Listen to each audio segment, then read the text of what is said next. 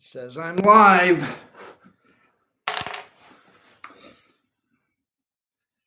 Good morning. There's always a delay, so if you're tuning in, I won't see it for a moment. I'm waiting to see who logs on. It looks like a couple people are starting to. That's great. Good morning. Apologize for the delay. As I say good morning to you, you might have probably there for a second or so. Excuse me. Give it a moment for people to join in. We have quite a few RSVPs, and I don't always see how many people are online or not. I can't really tell all that. Some people log in, some people don't. So, well, I'm going to kind of jump in today. I'm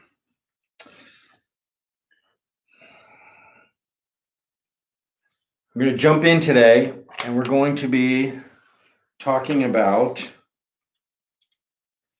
Give a few moments here as people join in. We've got a lot of RSVPs, but you never know. Sometimes nobody RSVPs, and I get a whole lot of people, and sometimes a lot of people RSVP, and we get no people. It's always a mystery, and that's the great thing. We want mysteries. We like mysteries. Hold on, let me go back to. Let's go to our actual slideshow. How's that?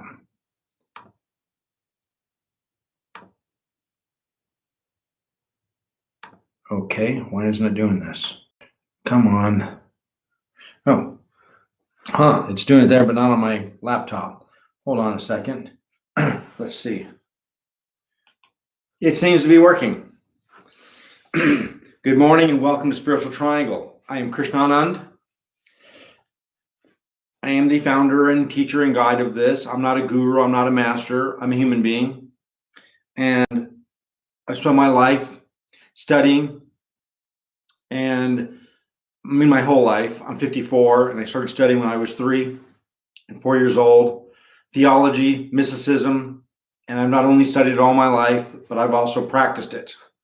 And I think that's the catch as we look for and tune into spiritual teachers and guides, that we have a whole lot of people that seem to profess that they're qualified, and this is concerning and distressing to me, because somebody who is qualified, there's all these people that think just because they have some intuition that they're qualified, and it takes knowledge and it takes study and it takes practice to get involved with the things you're teaching. Would you rather go to a mechanic, fix your car that theoretically has studied to fix a car, or someone that has experienced and done it? Or if you could, in the Buddha type of experience, go to the car itself and figure it out. Be one with it. So let's get started on today's workshop. Let me see why this isn't. There we go. Karma, the true science and laws of cosmic justice and balance. Oh, this thing's not. Hold on a second. Sorry. I need to get this thing to work because it's not working. I don't know why. So hold on a second. Pardon me.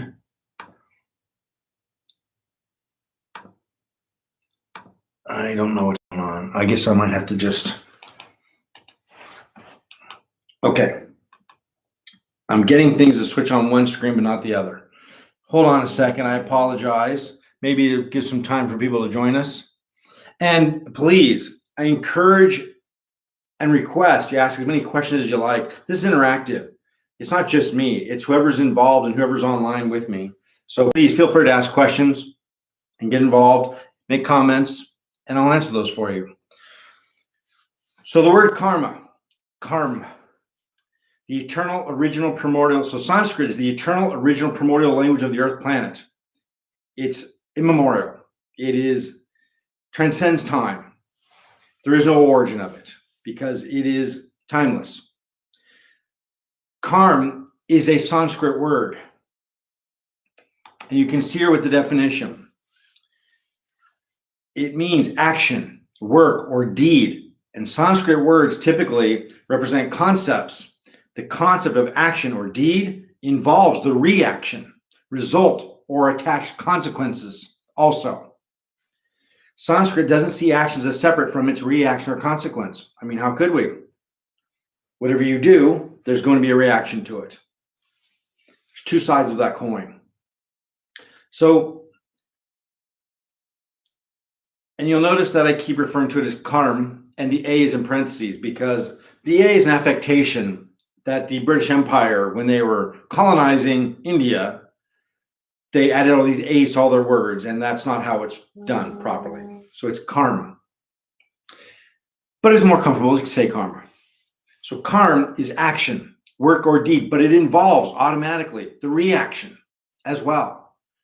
They're both synonymous. They both coincide together. They both interact together. You can't separate the two.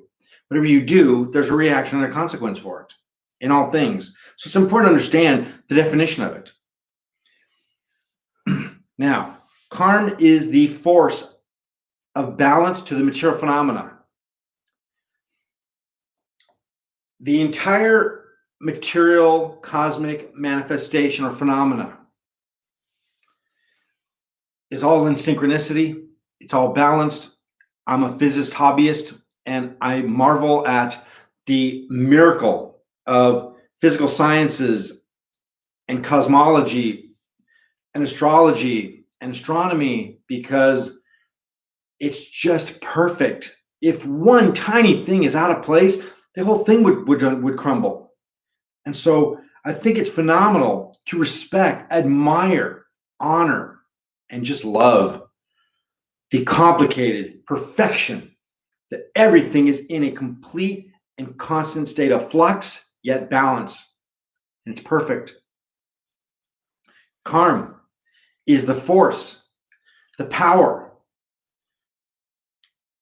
that is what restores, sustains balance and justice in the material phenomena.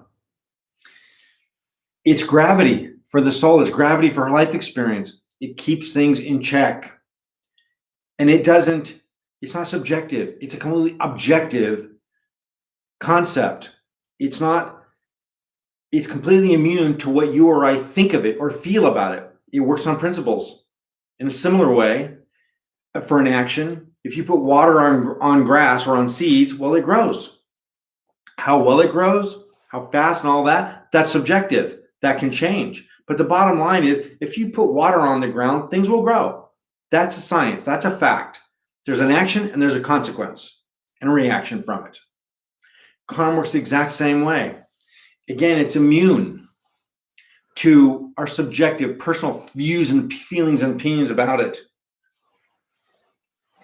It functions on principles, on laws, and those are immutable.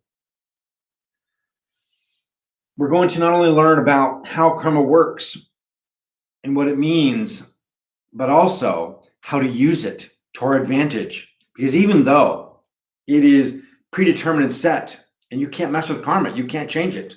However, if you understand your karma, and you truly get to know it, how it functions, well, then you can anticipate, plan, prepare, avoid things, predict things. And we're going to go into that. I'm going to give you some examples on how to begin to understand your brand of karma. Again, feel free to ask any question that you want. I have the live chat on. Anytime that anything comes up, there's a word that I say, any concept, anything, and even feel free to challenge it too. Just please do it respectfully. Some people just aren't always that respectful, and we're not trying to be we go ahead and challenge things. So, karma is the force of balance of the material phenomena. It is the cosmic wheels of justice and balance. It keeps things in check. The original source, oh, this thing is just not working. I'm sorry. I'm going to have to close this on my laptop. Boom. And replug it back in. Let's see if it works.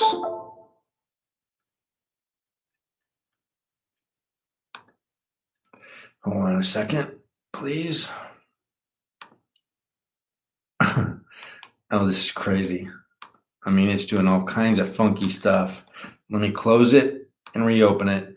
Again, pardon me. These things happen. Let me see what I can do here. Aha! Boom! Looks like we got it now. Okay, so let's go through the ones I did. What goes around comes around, the lemniscate, infinity. So I kind of designed that. I thought that was kind of fun. We talked about the fact that it's a Sanskrit word. So if we want to know what karm means, then let's go to its source. Let's not think about what we think or what we feel about it. Let's go to the source and find out what it means. And the source is the Sanskrit language from the Vedas.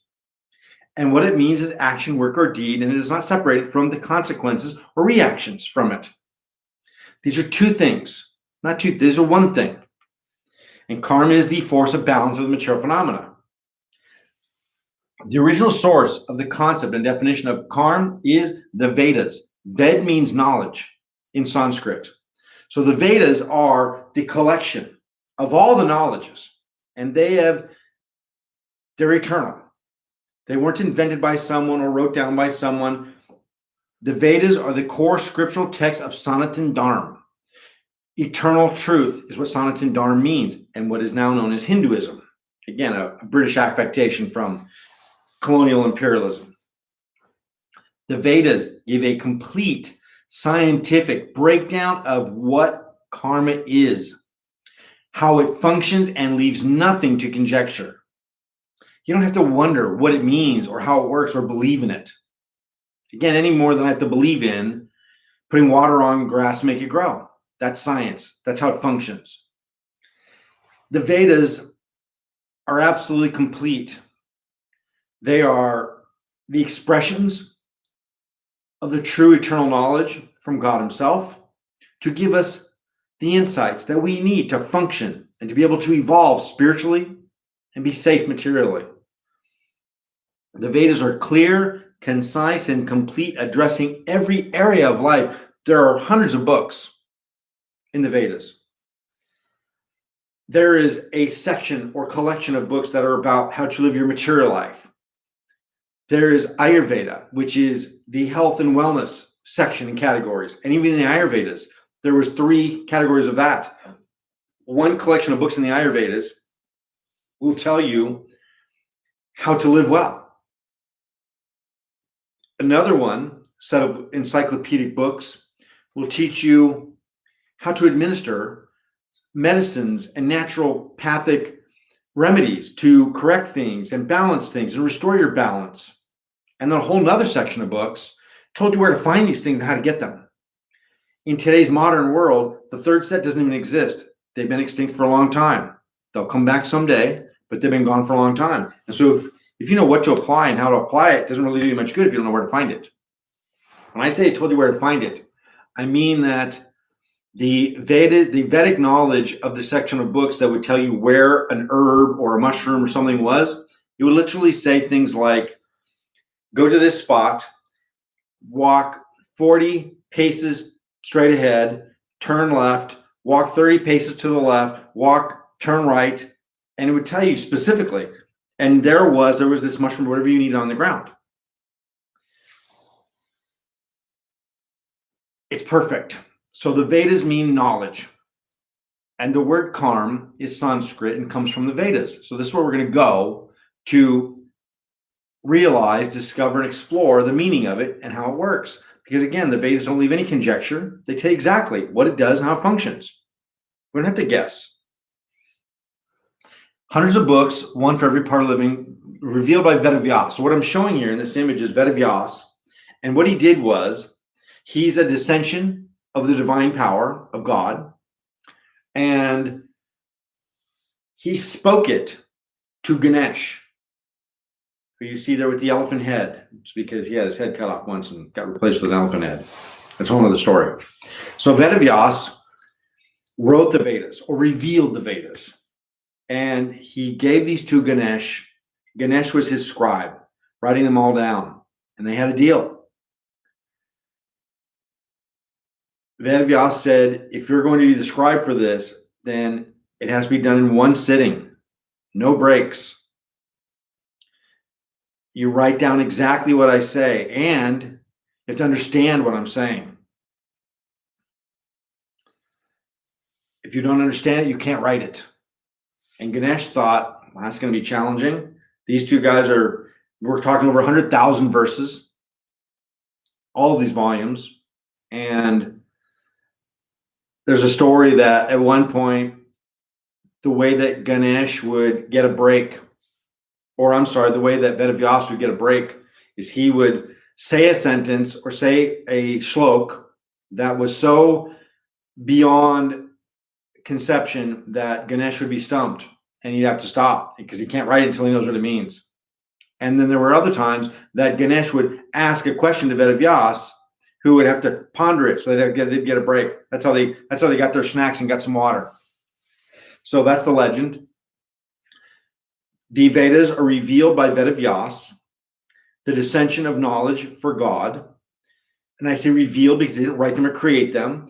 It's eternal knowledge that is revealed in book form and verbally, orally, and preserved. And every so often, we don't even go to the time frame, we're talking hundreds of thousands of years or millions. And every so often, when needed, Vedavyas reappears and reveals these things all over again. So the word karm, without the A on the end, with the British affectation, the word karm that we already established means action, work, or deed, and it involves and includes the reaction and consequences of an action or deed.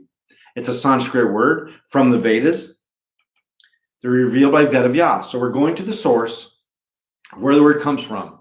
We're not going to discuss, again, what we think of it or what our opinions are. We're going to go to the source and see what it says. Why wouldn't we? Why would we go anywhere else? Coincidentally, Sir Isaac Newton, the master physicist, brilliant alchemist, by the way, he's my alchemy brother. He belongs to the same. I belong to the same organization, the International Alchemy Organization Guild that he belonged to. And Newton's third law: for every action, there's an equal and opposite reaction. If that doesn't sum up karma, I don't know what does. So we see in every asset, every facet of the existence, in our lives, in the nature around us, in science, that for every action, there's an equal and opposite reaction. There's a consequence. It doesn't mean that it's exactly the same, that what you do, you're going to get exactly the same in return. It's going to be the same magnitude, quantity, quality, equal and opposite reaction. Now, there's the difference between the physics perception and karm, is that while there is an opposite reaction in physics, in karm, it is in many ways the same action. You're going to receive like gets like. It's not always opposite. You do bad, you get bad. You do good, you get good. But there's always this equal amount of force with it. So some parallels. Every action, thought, and intention you have in every moment of your life gets stored in the Akashic records. Again, Akashic is a Sanskrit word. It means open sky or vacuum. I think this means open sky or vacuum. So this little image of a being that's standing between the pillars of the Akashic records. So every action that you perform, whether it's eating your breakfast, helping an old lady cross the street, stealing something, doing something right or wrong, whatever it may be, every action and every thought and every intention behind them gets stored in the Akashic records instantly. Every action, thought, and intention. In the worldly government, if you commit a crime, such as murder, well, the court considers your intention. We have this term called manslaughter, which I always thought was very weird because manslaughter is technically way less of an offense, but it sounds so much worse than murder. Manslaughter just sounds brutal and bloody and bad. So murder, by any degree, is intentional. And so you get a different sentence. Manslaughter is accidental. And so that's taken into consideration with your consequence. Same with karm. Karm considers your intention far more than the action itself. What did you mean by it? What was in your heart? Every action, thought, and intention of everything you do creates a karmic event and consequence that gets stored in the Akashic records. So there's no such thing as instant karma. John Lennon was wrong, but only about one thing, because he's such a brilliant man. Who doesn't love him? So there's no such thing as instant karma, because all of your actions, thoughts, and intentions get stored in the Akashic records to play out later. They're stored there in your unconscious mind. And you have an infinite amount of them, because you can see this depiction here where it says karm and plus reincarnation, and the arrows point at each other. It's reciprocating. They go back and forth.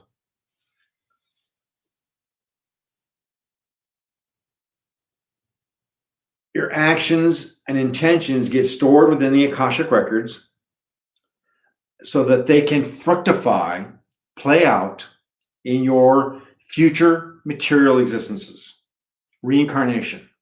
So again, there's no such thing as instant karma. Whatever you do, whatever you're doing in this life gets stored in the Akashic records. We all perceive and assume in Western minds that when good things are happening to us or bad things are happening to us because of some things we did right here and now. This isn't so. Again, we're looking at the Vedas and how they define and describe the functions and machinations of karma itself. And what they're telling us is that they get stored in the Akashic records. And as you reincarnate, your Akashic record storage of infinite karmas and sanskars, which I'll define in a second, fructify or bear fruit in your subsequent lifetimes. So everything you're experiencing in this life is karmic consequences, good and bad, from your past lives. And this is where much of the error comes in Western minds and Eastern minds too. I mean, India too, most of them are a little bit ignorant to it. They have a convenient understanding of it, but more so in the West because we're brought up differently with it. We're from inception, we're kind of brought up with a crude understanding of it. So we cannot separate karma and reincarnation. We can't, because they're interlinked. They depend on each other. This is an important topic because in order for you to understand karma, you have to accept, not believe. I don't like that term, believe. You have to accept the reincarnation is real. It's legit. It's not a theory. It's a fact of life. It's part of existence. If you struggle with that, again, it's a whole other class, another workshop that we'll do to establish the absolute. And listen, I was at one time in my youth, my mom raised me with the concept of reincarnation, and I thought, whatever, that's kind of convenient. I thought it was bullshit. I was a young man, and I never really accepted the theory of reincarnation until I was in my late 20s, actually, when I had a past life regression, spontaneous, and it was intense, very intense. My past life regression was spontaneous, brought on by a Kundalini event. And I not only could remember my past lives in detail, but could remember them as freshly and easily as I remember events in this life. They weren't cloudy, they weren't obscure, they were absolutely clear. No different than memories I was having in this life, none. Except that I knew intellectually that they weren't. And so that kind of freaked me out because I was 27, I think. So we cannot separate karma and reincarnation because, again, the Vedas in Sanskrit are telling us exactly that all of your actions, thoughts, and intentions are stored in the Akashic records to play out, fructify in your subsequent lifetimes. Not this one. That everything you're experiencing in this lifetime is consequences playing out from your prior life actions, thoughts, and intentions. Let's go back a moment again to that. Every action, thought, and intention. It's not just actions. Every thought we have, thinking negatively, thinking positively, there's a lot of emphasis on this, especially in this new age kind of mentality. And it's very important because, again, the intention behind an action is what truly counts. Same in the worldly court. Same with spiritual court, the divine court, the divine law, the spiritual government has the same rules, that your intention is what truly qualifies an action or a thought. Now, I might have some kind of a negative thought, which we all do all the time about someone or something. And yet I'm not deliberately thinking it. It just kind of poof, manifests all on its own. We all experience this. We're all very, very familiar with this, where we suddenly say, oh my God, I don't think that way, do I? Oh my God, I just did. I just thought it. But did you intentionally sit and decide to think that? Hold on, I'm reading some notes here. Did you intentionally decide to think that thought, or did it happen spontaneously? So I don't choose to concentrate and willfully think of whether I'm hungry or tired or any of these kind of things. They happen spontaneously on their own. There's no consequence for that. That's a neutral thought. I have no intention of that. I have no involvement with that. So there are such a thing as neutral consequences or neutral karmas. And then there's so-called positive, so-called negative. I say so-called because that's very subjective. But it's very important to realize that not just our actions that we do with our physical body, but also the thoughts that we have and the intentions behind them. I can't help it. I'm a human being. I'm on the freeway and some guy's cutting me off or pissing me off or driving like an idiot. I got all kinds of bad thoughts. I'm going to hell. Now, I'm not acting on any of them. I keep them to myself. Well, if I'm in my car, I'm ranting and raving loudly, but I'm just alone. So if I continue with that willfully, then I am guilty of that consequence. For that consequence, I'm intentionally and willfully participating in that action or that thought that's negative and toxic. Now, if I catch it and think to myself, well, Krishnanand, that's not a very nice thought to have. You know, this person's probably in a hurry, didn't see you, whatever it may be. Justify it, rationalize it, make sense of it. Be forgiving instead of all uptight about it. Well, then I'm not attaching to that thought or that intention anymore. I'm breaking the bond with it. So there may be some type of a so-called consequence for that initial thought that happens spontaneously on its own. But if I willfully categorize it as something that I would rather not associate with, that I think is negative and it's poor, then I'm changing my karma. I'm making it better because I'm not willfully attaching to that thought. And so this is what this means about every action, thought, and intention is, are we attached to the thoughts and actions that we make? If you're going to the toilet, if you're getting something to eat, if you're doing your work, you're doing your job, you're probably not too attached spiritually to those things. You're just doing your functions in life, doing the laundry, taking out the trash. I don't really have any feelings about it. I'm just doing what I got to do. But if while I'm taking out the trash, I'm thinking bad thoughts about my neighbors or good thoughts about my neighbors or whatever it may be, well, then suddenly the intention, that action is neutralized. That action is nothing, but the thought that I'm having with it matters. Now, I don't know about you, but when I'm paying my bills, I got all kinds of nasty thoughts going on in my head. Once they're paid, I feel pretty good. But while I'm paying them, look at these guys, look at this bill. Oh my God, look at this money. So we need to get involved with our consciousness into our thoughts, intentions, and actions. We can choose with free will because we're not animals with primitive thinking. We can choose as sentient, conscious, evolved human beings. We can choose what to think. So when I'm taking out the trash,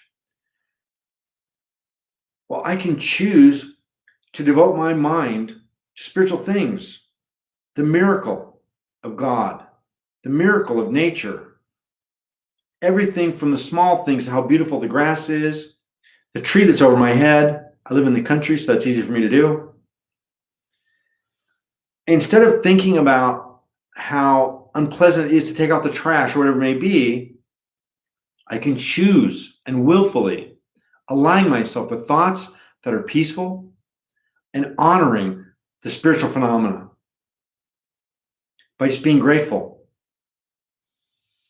I took a walk yesterday in the country and I had a good time. I mean, I was having some jokes with a friend, and it was pleasant. It was beautiful.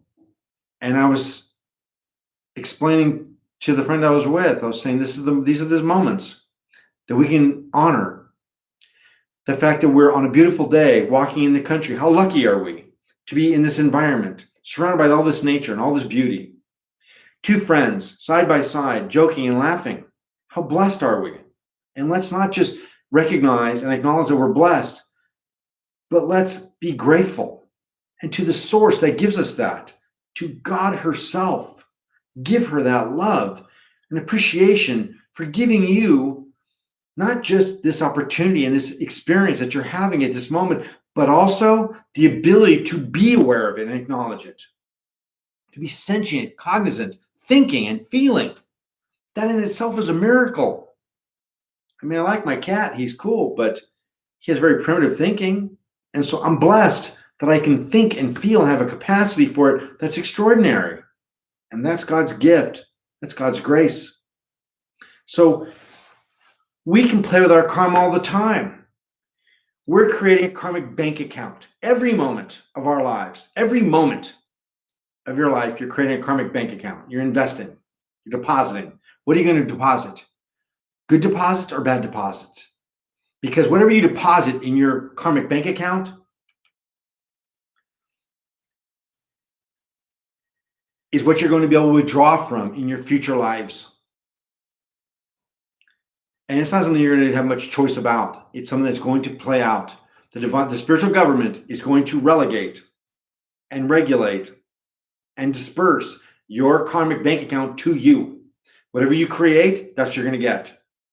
So you reap, so shall you sow. So we cannot separate the concept of karma and reincarnation unless we want to divorce ourselves from what the source of the Vedas explained to us what it is. To understand karma, you must understand some things about reincarnation, because karma is the consequences of the actions, thoughts, and intentions that we have every moment. They get stored in the Akashic records and then fructify and play out in our future lives. And this life we're having right now is experiencing the consequences, good and bad, and in between, of the prior life actions, thoughts, and intentions that we had. We've all had experiences where we're thinking, why is this happening to me? I don't deserve this. Why did this happen? Why did that guy hit my car? How did I lose that? Why did that happen? And sometimes we're mystified too, but wow, look at this beautiful thing that happened to me. Wow, how'd that happen? What a miracle. It seems miraculous because we can't trace the actions and intentions and thoughts that created this consequence. We can't trace it. We don't remember because it's past lives. So it looks like it's just miraculous. But you are the architect of your consequences in this life. And you're the architect of the consequences in your future subsequent lives. What do you want to deposit into your karmic bank account? Good or bad? And two different types. There's material karma and spiritual karma. Material karma is all of your material phenomena.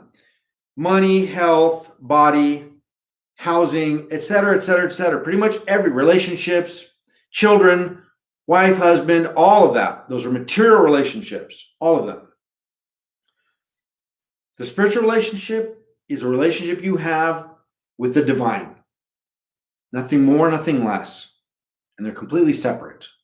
So if you want spiritual karma, then you need to do spiritual things with spiritual intention. To be good, to be virtuous, to be kind, to be charitable. Those are all good things to do, and you will receive good karma reactions and consequences for those things. But you will receive good material consequences for them, unless they're done with a spiritual intent. If I give charitably, because I think it's the right thing to do in the world as a human being, that's a material action with a material consequence. I'll get good things in the future, in my future lives. Money, health, whatever it may be, because I'm a good man. But if I'm being kind, generous, and charitable with the intention in my mind and my heart of serving and pleasing God, then it becomes a spiritual action. And it reaps a spiritual consequence, spiritual karma. Very different. So again, ask yourself every day and every moment, what do I want to deposit into my karmic bank account to withdraw from my next lifetimes? Good material actions will yield you good material consequences. And I want that because I want my next life to be simple and easy so I can be more spiritual. Because when you're suffering, you're in a state of survival, then you can't develop spiritually because you're too busy worried about the future and today, trying to survive. So yes, I want good material karmas in my next life because I want to be available. I want to have the luxury, being able to not dwell on survival issues and instead be able to dwell and grow and learn and study as I have in this life to spiritual issues. Don't get me wrong. I've done plenty of suffering. Some people know that I've been killed. I lost everything, including my mind. I had to reinvent myself and my identity and the ability to walk and talk from scratch.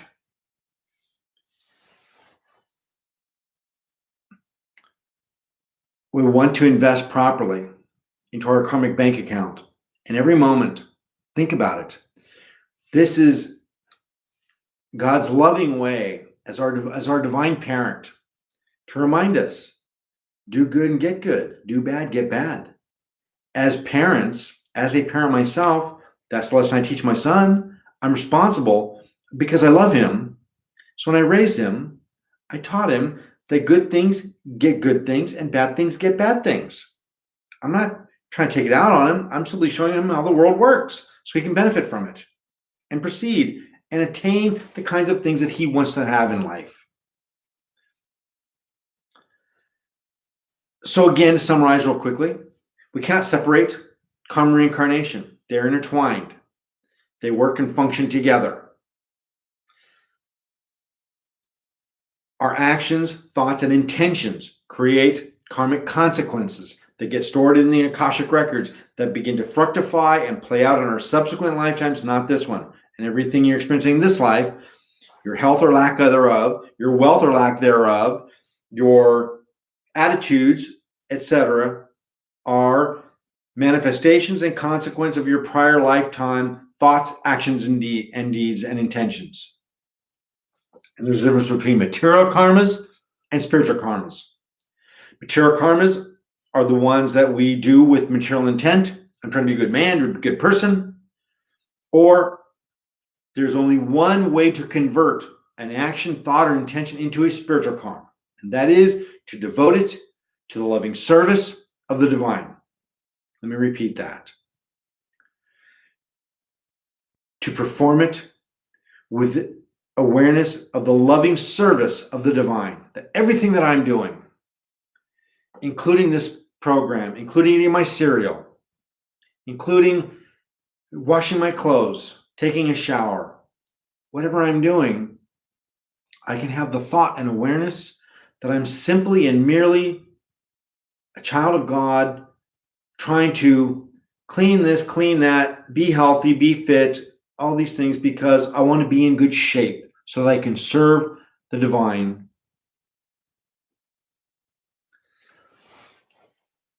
So karma is the force of Maya, the material phenomena, that binds us to the material phenomena. Again, karma and incarnation, we can't separate them because as long as you have karmic consequences to live out, then you're going to be reincarnated. So it's kind of like golf. The lowest score wins. If you can get your karmic points down to 0, then you don't have to reincarnate anymore. You're done. You can elevate. You can get out of here. No more material phenomena, which displace, everything, even the best parts of it, it still kind of, bogged you down. We want a spiritual existence, not a material one. So karm is the force of Maya, material phenomena, that binds us to the material phenomena. As long as you have karmic consequences to live out, then you have to reincarnate to have that occur. And remember, since every action, thought, and intention creates a karmic consequences, well, then you have an infinite amount of them because you've been alive for eternity. Your soul has existed since eternity. There is no starting point, no ending point. It has existed, always will exist. And so therefore, you have an infinite supply of karma to live out. You can never live it out because it takes a moment to create a karmic consequence, but it takes a long time to experience the consequences of it. In a similar way, analogy, again, in the worldly government, it takes a moment to commit a crime or take a life, but you could serve a lifetime sentence for doing it. It takes a long time to experience the consequences of the actions, thoughts, and intentions that we have, but it only takes a moment to make them to create them. So as long as we have karmic consequences to live out, to experience, because they're ours, we own them, then we will continue to reincarnate. So karma is the binding force that binds to the material phenomena. If you can eradicate, evaporate, banish, destroy, play out, pay up all your karmic dues and debts, well, then you can get out. But you can't because no matter what you're doing, you're creating more every moment. There is a trick to that because right away you're thinking as a spiritualist, well, then how do I get out of here? Like, how do I get to the divine realm if I can never break free of that? No, you can't. And we'll go into that another time or a little bit later. How we can be free of the karmic consequences and get out of the material phenomena and liberate to the spiritual phenomena, the divine phenomena, which is truly where we want to be. Now, all of your actions, good, bad, create these consequences that need to be out, that need to be fulfilled. But what is a good action? What is a bad action or thought or intention? That's rather subjective, isn't it? Subjective reality versus objective reality. Subjective reality is what I think, what you think, what you feel. Objective reality is what it really is. A subjective reality, for example, would be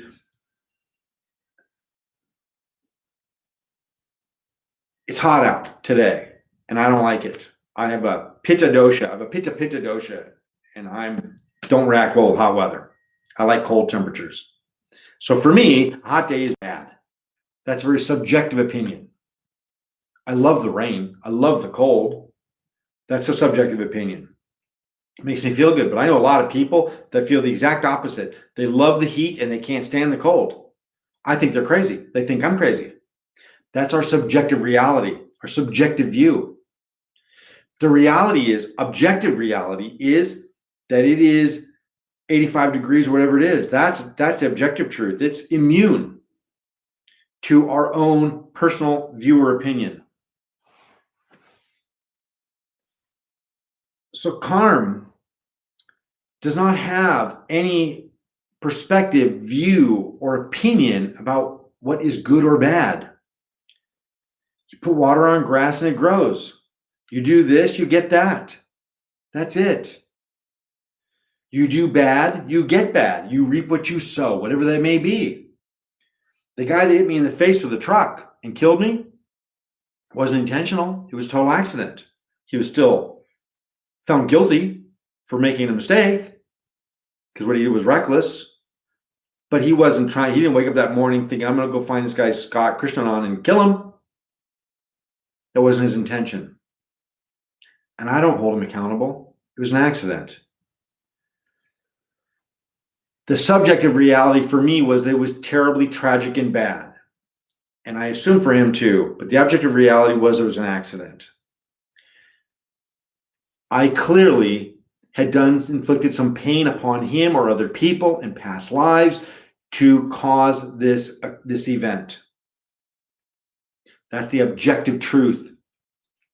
My subjective version of it is that it was bad. How could I feel any different? And most people would agree with me. But maybe someone doesn't like me. Maybe they hate me. Maybe they think I'm evil. Then they might think it's good. The day that Hitler shot himself in the head, I'm sure he thought it was bad. I'm sure a lot of us thought it was pretty good. However you feel about this election that just happened, a very subjective viewpoint. Many people like it, many people don't. I don't know. I'm not getting into politics. This isn't the space for it. So nothing is good nor bad till thinking makes it so. Again, your intentions have everything to do with your karmic consequences. This is how it works. And again, not my version, not my opinion. This is not my beliefs. This is what the Vedas describe to us on the functions and machinations and mechanics of the force and binding force of karma. Now, I didn't put a slide for this because it didn't occur to me, but this is extremely important, so I'm going to throw this in there. Most of us are familiar with karma, but few people in the West are familiar with sanskars. Sanskars, also a Sanskrit word, means tendency, something like that.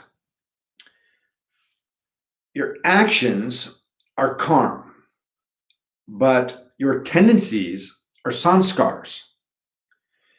Whatever favorite flavor of ice cream you have is a sanskar. Some people like salty food. Some people like sour food. Some people like bitters. Again, I like cold temperatures. Some people like hot. That's a sanskar.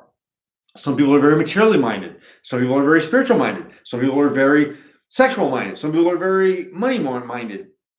We have a tendency. Our likes and dislikes. Those are called sanskars, and they are very important when we talk about karma, because karma are the actions and consequences of them that we're going to experience. But your tendencies and your mentality are called sanskars. So if you live within, as I'm assuming anyone who's tuning into this would be, if you're tuning in or thinking and living your life in more of a spiritual context, then you're creating spiritual sanskars. If you live within a material context, you're creating material sanskars that will play out in your next life. You'll be born with tendencies, mentalities, attractions and detractions from certain things.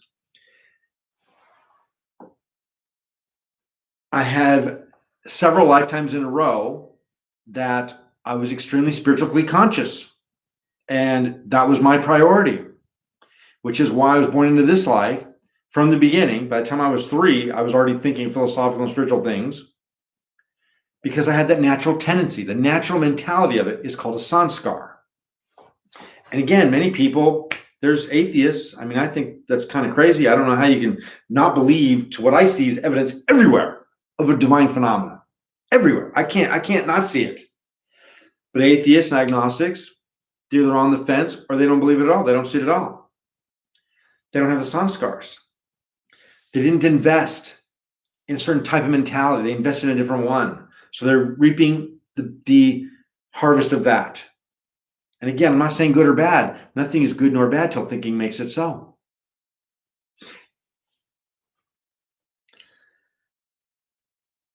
So hopefully you can start to see, as we explore this topic, the benefits and how to use this to our advantage. I am probably coming back again and reincarnating, and I don't want to. I'd like to get the hell out of here. Material phenomena is great, but I've done all the things I really like. There's only much more left to do. So I'm ready to go. When I go on vacation and I go scuba diving and I go to the restaurants and do whatever, well, eventually I'm like, this is great. I don't really want to go home where I got to pay bills and work. But at the same time, I've done everything that there is here. I've traveled so much of the world. Honestly, I'm a snob. I'm a bit bored. I enjoy it because it's better than a lot of other everyday life. But honestly, I've done so much of it that it doesn't have a lot of new things to offer to me. And so no matter what you do to reincarnate material phenomena, you're just going to experience more of the same, more of the same, more of the same. So we do want to become enlightened and liberated and become one with the spiritual phenomena, the divine phenomena, and transcend the material phenomena.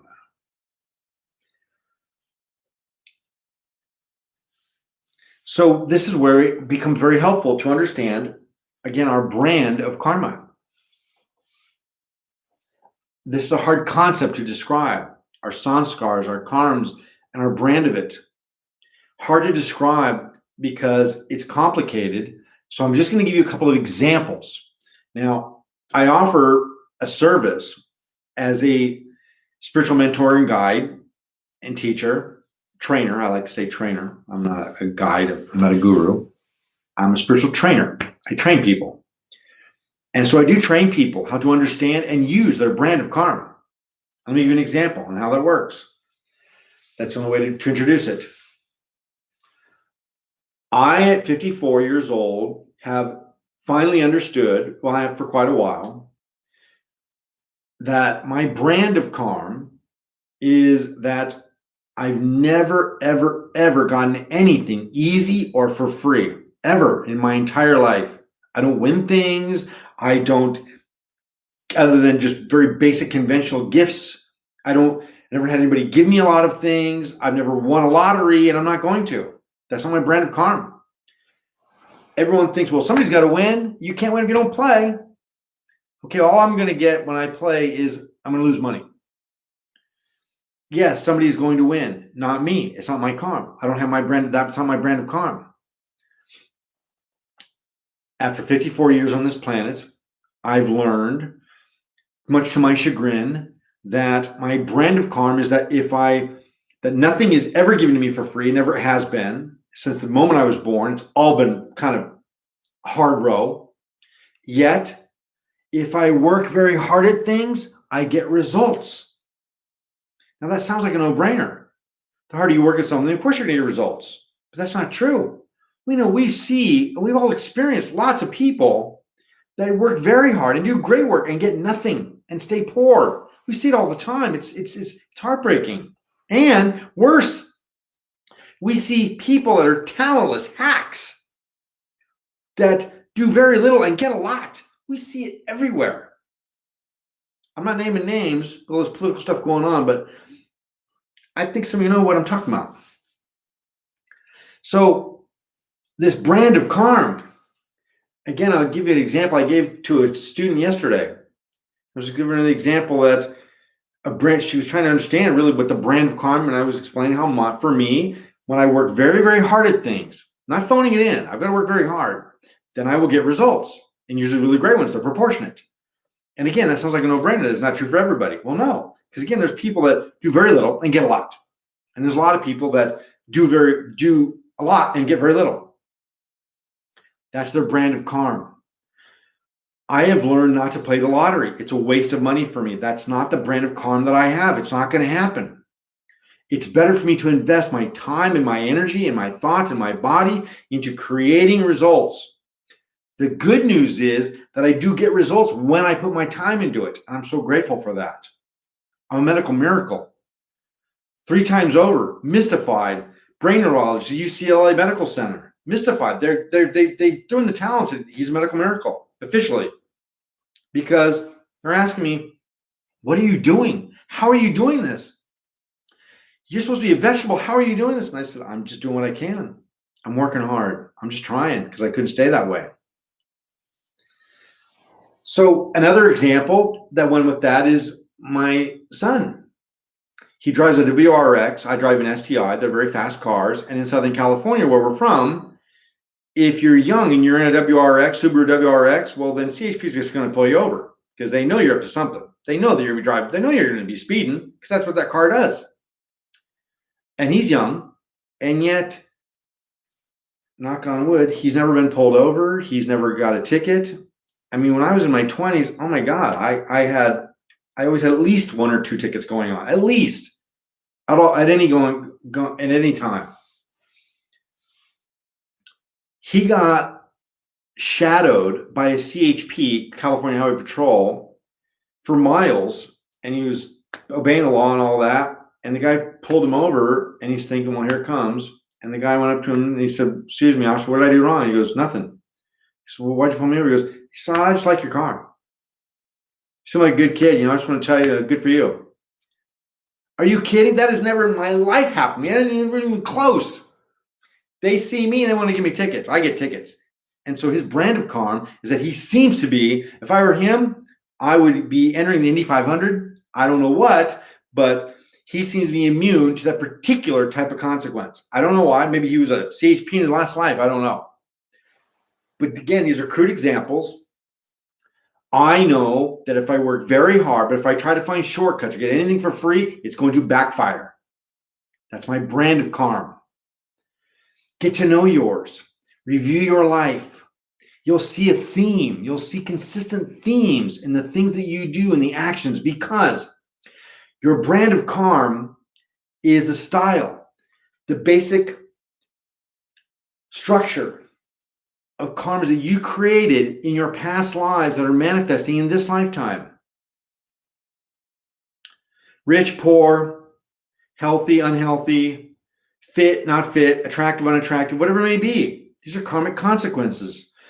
And all of us, almost everyone, has a mixed bag. No one has all bad, no one has all good. We're mixed bag because we are mixed bag. We do good things, we do bad things. None of us are all good, none of us are all bad. Close, but none of us are all good or all bad. So we're mixed bag of good and bad. And we're doing that now. But we can get to know and understand our own brand of karma so that we can benefit from it. Again, I know from ahead time that when somebody's offering me a good deal that sounds too good to be true, it is. Because for my karma, it doesn't work that way. But I know other people that get deals that are too good to be true all the time. And I'm like, what the, how's that possible? That never happens to me. And other people I see it happen to again and again and again. That's their brand of karma. Get to know it. The good, the bad, the ugly, whatever it may be, get to know it. Review your life. You will see a consistent theme of these styles and brand of karma that you're getting. And this is when you can start to use it. Again, the crude example is that I know not to waste money on lottery tickets. It's not a lot of money, but I know not to waste it. I'm better taking that $5 and investing in something that I can do. A program on my computer, spending on the time putting this program together, something like that. Treating my clients. I work miracles when I treat my clients. I've saved so many lives. And people think I'm a miracle worker. I mean, worldwide, I've got people that think that I'm a miracle worker. And I'm honored with that perception. But I've worked my ass off for it, tirelessly, to serve these people in every way that I possibly could.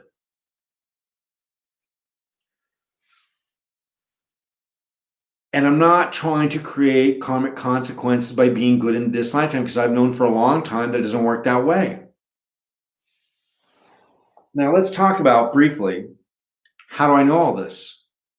I get challenged from time to time. Well, Krishnanand, who the heck are you? How do you know all this? Again, I'm pointing out that number one, I studied all my life since I was a child, authentic scriptures and knowledge, not just stuff online or just random books. I've researched. I've gone to obscure places and obscure sites throughout the world. I also have had supernatural phenomena experiences throughout my whole life, including the Kundalini event, where my crown chakra completely lifted off, and had the cosmic phenomena pouring into my head. I can't even describe that. And my spirit and soul full pouring out. And in addition to that, of course, when I was killed, I went to the other side and was downloaded with tons of information that confirmed and verified what I had kind of already known. So these are things that qualify us.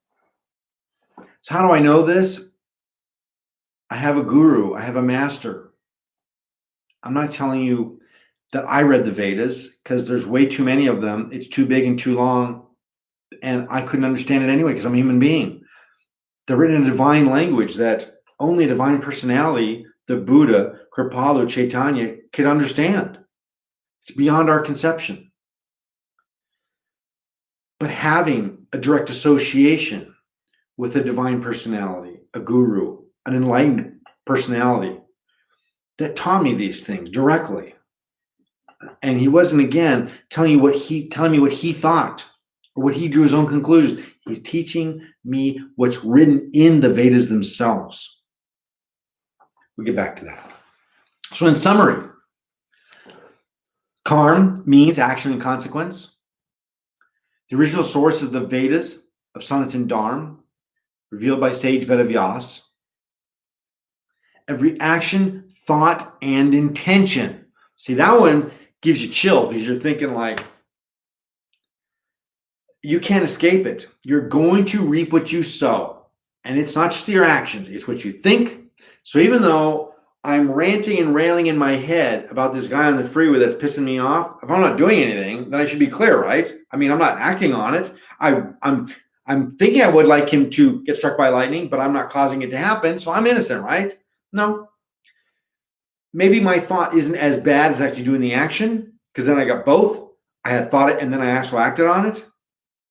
But the fact that I thought of committing a crime or transgression is toxic too, and I receive a consequence for that. It affects me. It gets stored into the Akashic records to fructify my next life and my intentions. One of my favorite Zen sayings is, before studying Zen, a bowl is a bowl.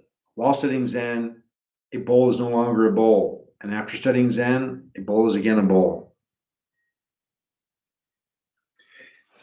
When you see a Zen monk sitting at a table, eating his porridge and eating his food, what you see is a man just consuming food, like you or I might. But what's happening with that individual, what you don't see, is what's in his head.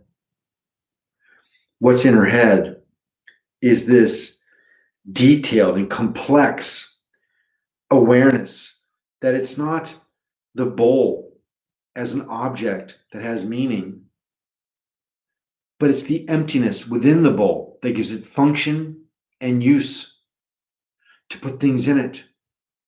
And the things that are in it are there to fortify the body, make it strong and healthy, calories and carbohydrates and vitamins that we can convert into energy to serve the divine phenomenon, to serve the world. So in the beginning, before studying Zen, the bowl is just a bowl, it's just an object. While studying Zen, a bowl is no longer a bowl because Zen breaks down your perception of reality, completely shatters them, tears them all apart, and then builds them and pushes them back together. So you get both. It's just an object, and then you also see the profundity, that it's atoms, molecules, physical structure, that the utility of it is the emptiness that it contains, that it has, not the thing itself. And what this converts into is energy for our body. And so what we think is just food, again, our intention, the reason I'm eating is not just to fortify my body, but so that I can fortify my body, so that I can make my mind function, so that I can serve the divine, my divine parent, the divine phenomena, in any way that I can. And that's what I'm trying to do by giving these workshops and spread the knowledge, is trying to do my part to try to provide accurate, truthful knowledge and insights. Again, back to the summary. There is no good or bad till thinking makes it so. There's only an objective reality. Karma doesn't work on subjective reality. It works on objective reality. An action has a consequence that's equal to it. It doesn't have a mind or a thought about it. Karma is part of the material phenomenon. It has no mind. It's not a sentient thing. It's just nature. Karma consequences fructify in subsequent lifetimes, not immediate. No such thing as instant karma. The one thing that John Lennon was wrong about. That's the only thing. And it was only a concept anyway. So we cannot divorce or separate the concept of karma from reincarnation, prior and future lifetimes. You cannot separate them. If you do, then you're losing the meaning of karma. And again, this isn't my opinion. This is what the Vedas are telling us. The source of the word itself defined, given the mechanics and how it works, that karma exists to bind you to the material phenomena. The force that binds to the material phenomena, reincarnation. As long as you have karmas to live out, then you're going to reincarnate to do so. And you can't get rid of them, because no matter what you're doing, every moment you're creating more. It takes a moment to create them, and it takes a long time to live them out. Again, same in the material government, in the material world.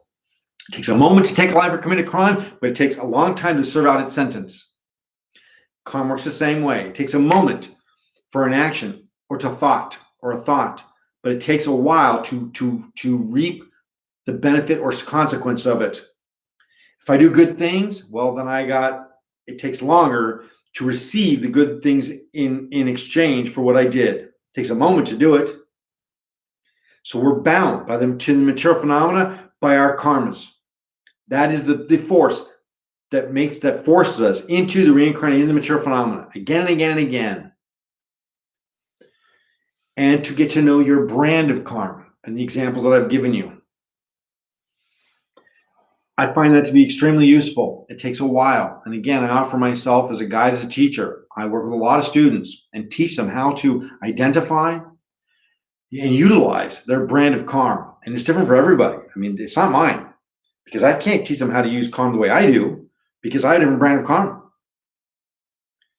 How to get to know it, how to capitalize on it, how to exploit it and benefit from it. And not only can you benefit by understanding your brand of karma, but you can avoid a lot of the tragedies too. Now, you can't avoid fate, destiny, things that are destined and fated, such as the accident that I'm referring to. You can't avoid that. That's going to happen, but you can minimize the effect of it.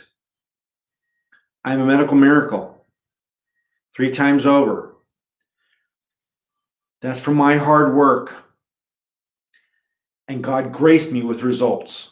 I did the work. God helps those who help themselves. I did the work, and He graced me with results. That's the miracle of it. But I had a choice. I could have done nothing. And trust me when I tell you, I was miserable enough to do nothing. I just wanted to die.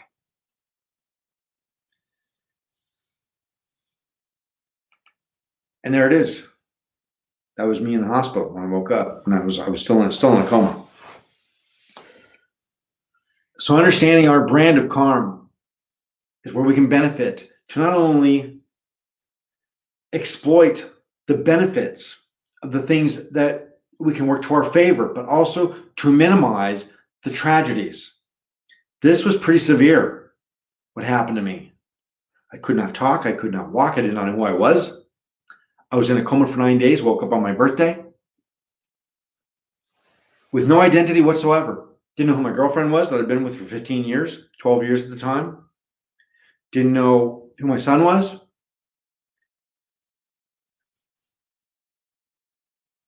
I couldn't have avoided that event. That was my karma.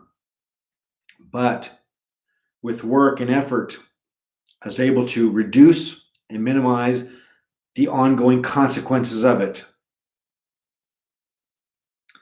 That's who I was that day. And this is who I am now.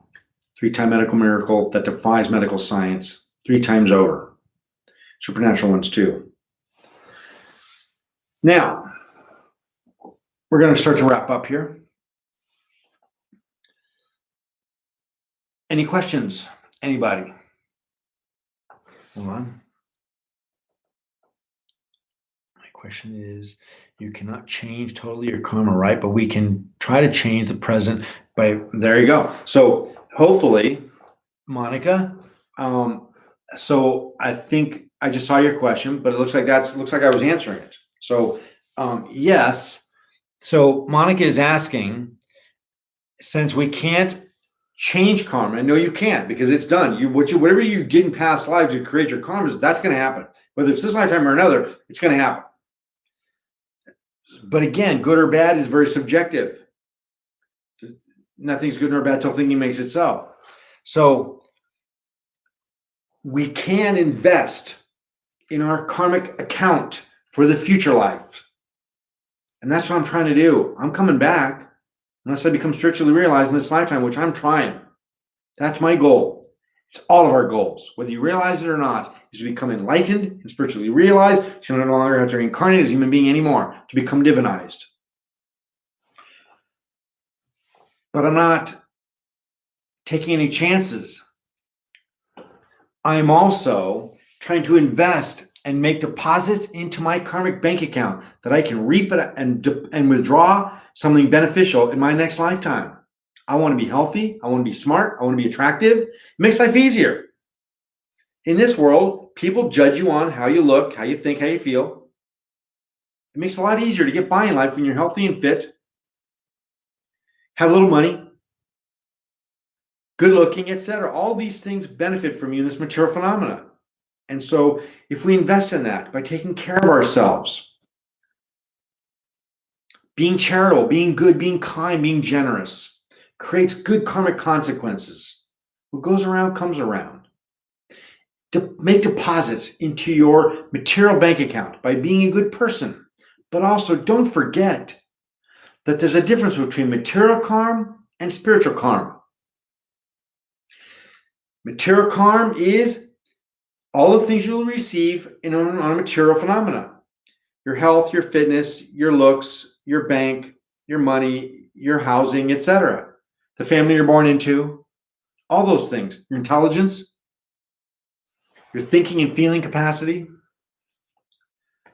Those are material consequences.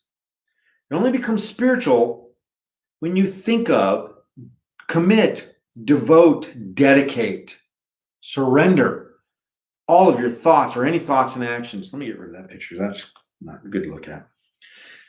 To the spiritual phenomena. When you have a spiritual intent in an action, thought, then it becomes a spiritual karma consequence.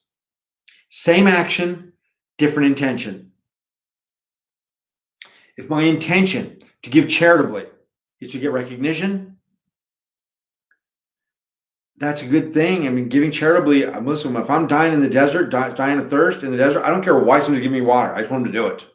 If they want that, if they want accolades and flattery and gratitude, okay. Look, I'm dying of thirst.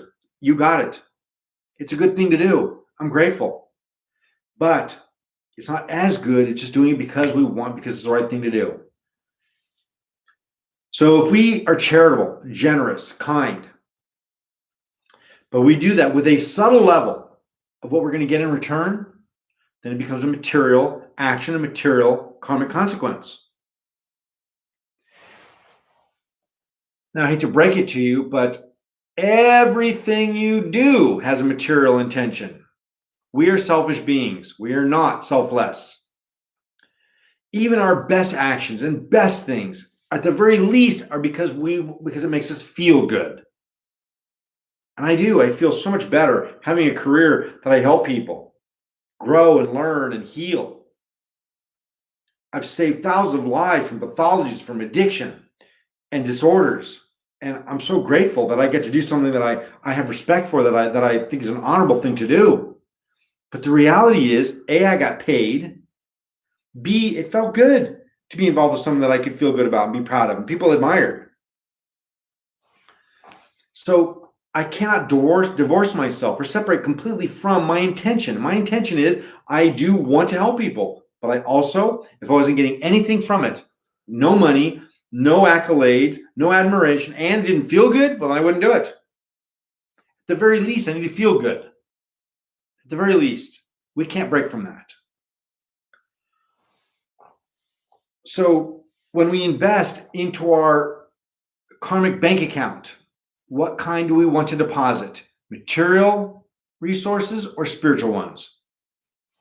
I try as a spiritualist every day and every moment to dedicate, surrender my actions, my thoughts, whether I'm eating my breakfast or helping someone or teaching a client or giving this presentation. I try to dedicate and surrender all of it to my divine and loving godly parent. She has done everything for me, giving me existence. And all I want to do is try to be worthy of that, which I can never be.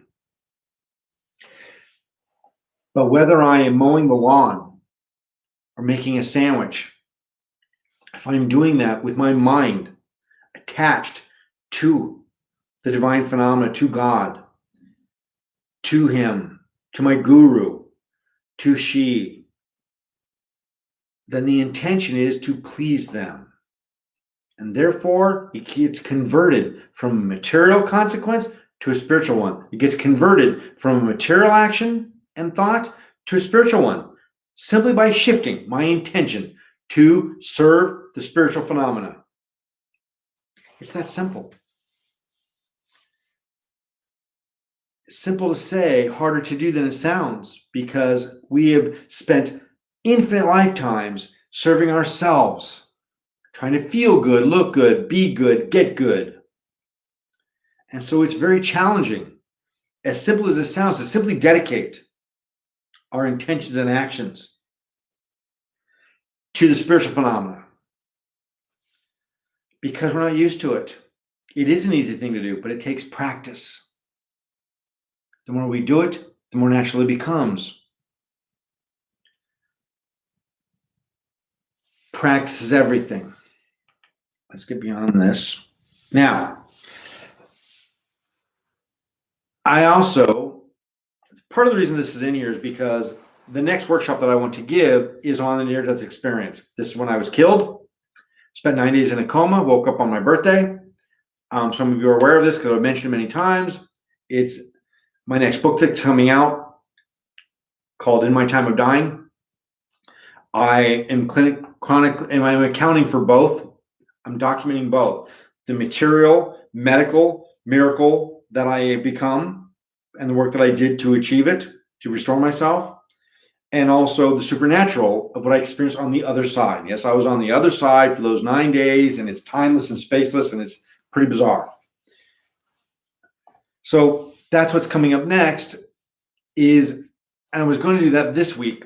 The reason I have done this karm workshop first is because this is feeding into how this happened and why. And I think that anyone that attends my near-death experience workshop meetup group is going to benefit from knowing the karmic things first, because it plays into it big time. What happened to me, what I've continued to do, dying, coming back, reincarnating as myself. I mean, I got to see firsthand how your karmic consequences unfold in your future lifetime, because I'm living my next lifetime. I reincarnated as myself, and I'm not exaggerating that. I'm not shitting you. I'm not exaggerating that. I died, my soul left my body, and I came back and I started again with no identity, same as an infant. And I watched it unfold. So we're going to go into that.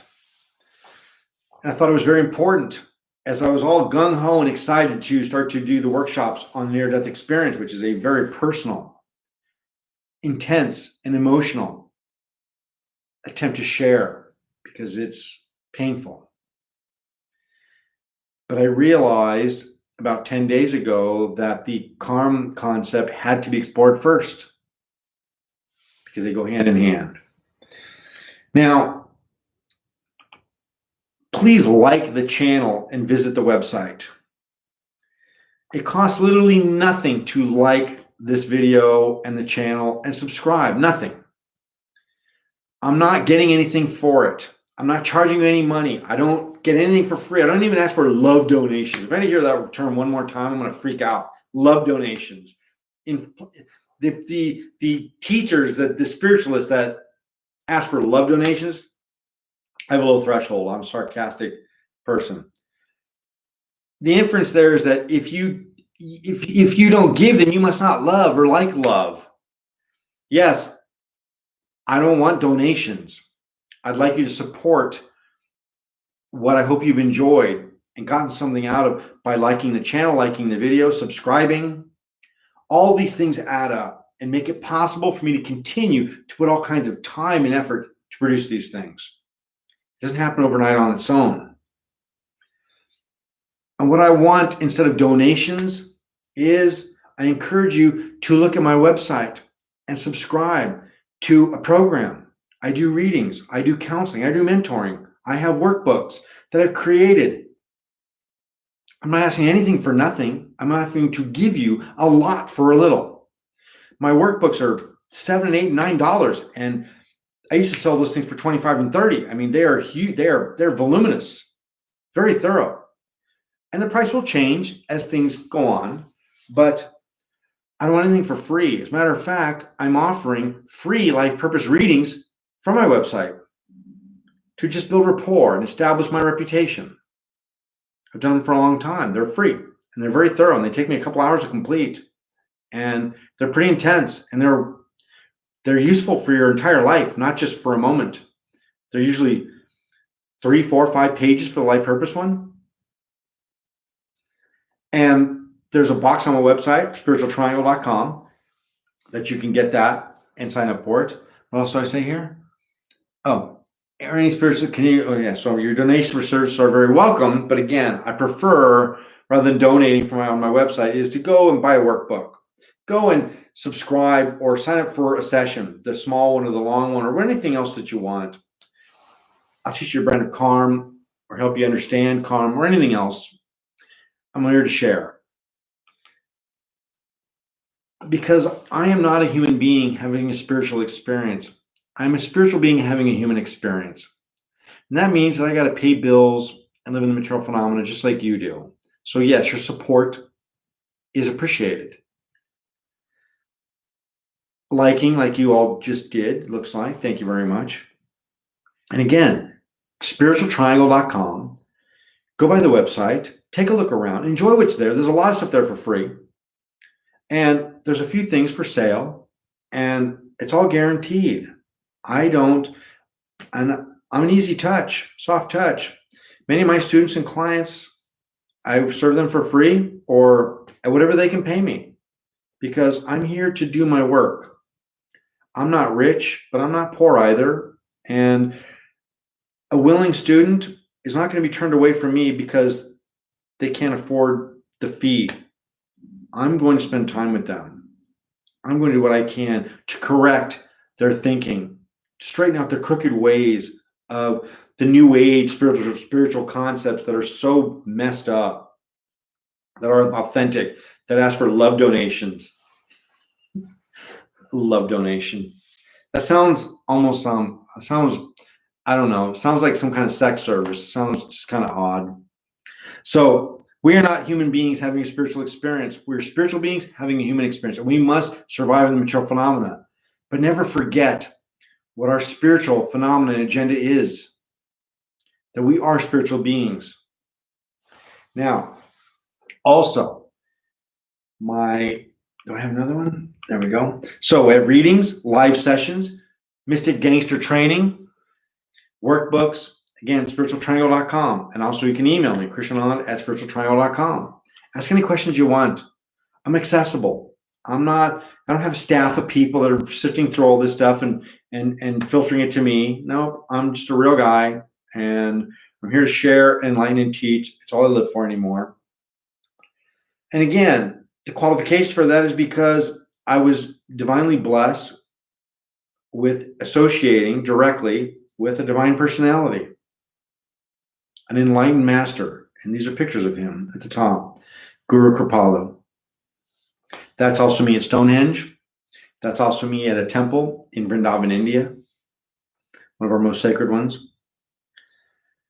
Traveled the world as a pilgrim to visit some of the most mystical sites on earth. I was within 35 kilometers of the Taj Mahal 4 times. I never went. And finally, I'm like, I really should go there. I mean, I'm 35 kilometers away, and I keep coming here, and I should probably go see the Taj Mahal. Meanwhile, I'm spending my time in a cave and in the woods in these remote places that no one has ever even heard of, because I know what happened there. Krishna descended and walked those lands. The Lord himself appeared. The divine love personification of God appeared there. And I'm going to these little caves and offsite places that no one even knows about. Finally, I went to the Taj Mahal and I saw it. And I'm like, wow, this is great. Like, it's a big building. It's really beautiful. Whatever, it was great. And I guess I'm glad I went. But so again, I'm a pilgrim. And what I try to share with you is the direct knowledge and insights that I've been given by a lifetime of sincere, dedicated, honest, hard research and practice. I didn't just study esoteric knowledge. I practiced it. I'm a 3rd degree ceremonial magician. I'm a master Kabbalist. I love Kabbalah. It's one of my favorites. Spiritual triangle. I've evolved this thing from what it was to 2 octaves higher. I can give readings that pinpoint the day if you want. It ain't about psychic. It's about formula. It's about how the universe works. Water put on grass makes it grow. That's it. It's a science. So I encourage you to tap into that and take a look and see if there's something on my site that you may enjoy, that you may benefit from. And I'd like to hear from you. There's my email was there, krishnanand@spiritualtriangle.com. And I think that what's going to be happening next is I'm going to begin in 2 to 3 weeks. We're going to be doing the near-death experience workshops. And I encourage, again, any questions or any comments, feel free to email me direct, whatever they may be. Even if you got a problem, if you want to challenge me, that's fine. Just please do it respectfully. And we're not enemies. I've had a couple people lash out, try to prove their intellect, and it's a little bizarre. So I enjoyed presenting to you. I am grateful for your time and being my guest and allowing me to be your guest in your time and space. I'm honored, and thank you very much. To be continued. Namaste, Om Shanti, and Jai Shri Radhe. I'll see you again another time. I'm going to end the stream now. Bye-bye.